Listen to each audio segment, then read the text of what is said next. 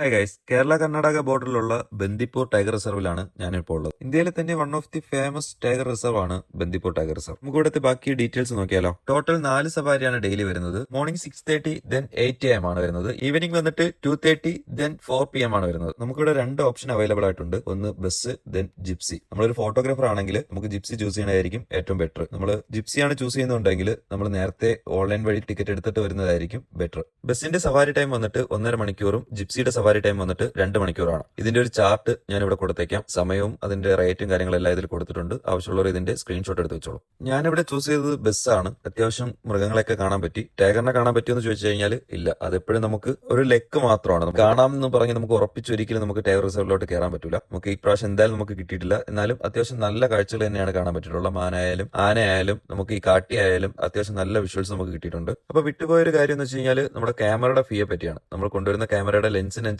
250 രൂപ മുതൽ 750 രൂപ വരെ ചാർജസ് വരാം. അപ്പൊ അത്രയൊക്കെ ഉള്ളൂ. എന്തെങ്കിലും ഡൗട്ടോ കാര്യങ്ങളോ ഉണ്ടെങ്കിൽ കമന്റ് ഇട്ടോളൂ. അറിയാവുന്നതാണെങ്കിൽ റിപ്ലൈ തരാം. Okay, by.